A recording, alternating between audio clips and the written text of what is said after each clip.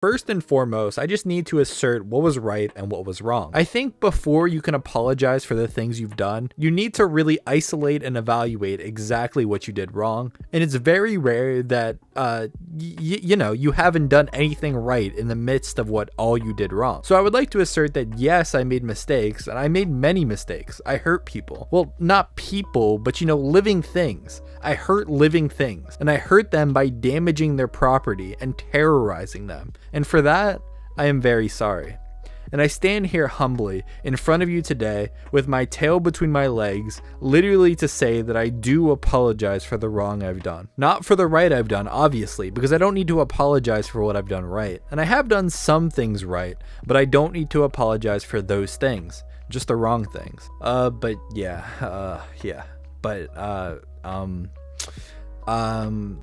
The straw.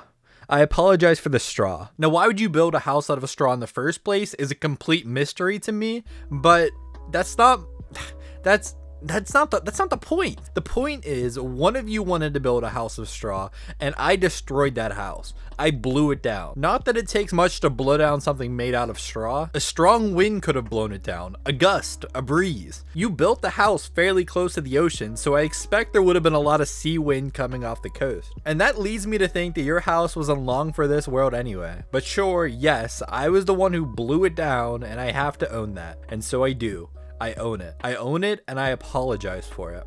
I blew down the house and I was going to eat you, but you ran away. I don't think that I should have to apologize for just wanting to eat you, because that's, my nature. But I get how my nature and your existence don't jive. And I believe we should all be able to live together peacefully in this world. But I would like to remind you that eating, kale isn't really an option for me. And, attempted murder isn't murder. It's different. That's why they have a different sentence for when you get convicted of it in court. When you do get convicted, which isn't often because it's so hard to prove. I mean, it's almost impossible to prove someone's intent. But sure, I did attempt something, and for that, I am sorry. Because that's wrong, and so is blowing down a flimsy house that was going to come down at any moment anyway, because somebody didn't want to take the time to build their home properly with decent material. So I'm sorry for all that.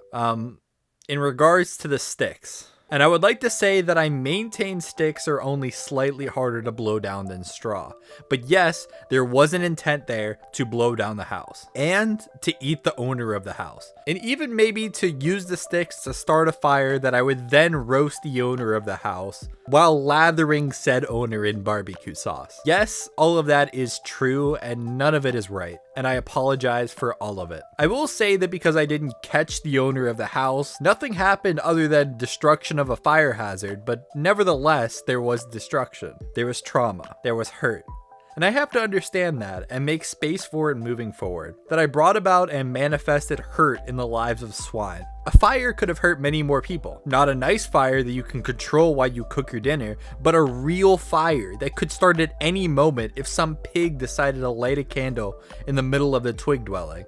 But it's not about what might have happened, it's about what did happen. And what happened was I blew the house down. I huffed, I puffed, I got a little winded, I huffed and puffed some more, down went the house, I own that. I didn't eat the pig because he ran away, but somehow pigs are terrible at building houses. But they are fantastic at running away from wolves. So that's fine, he ran, I chased, and then I hit a wall, a brick wall. We all have to hit that brick wall, don't we? Finally found a house I couldn't blow down. But you know what I could blow down? Myself, and that's what I did. I stood there and with all my breath in my furry body, I blew and blew and blew, but I could not blow that house down. And as I sat there on the grass, the dew still fresh from morning, knowing that breakfast, lunch, and dinner was staring out a window from a brick house, mocking me, taunting me, and jeering at me, I knew I needed to take a good hard look at my life and make some changes. And that's why I'm here today. Not at the end of my journey towards being a better creature, but somewhere in the middle. I'm asking for forgiveness, for the straw,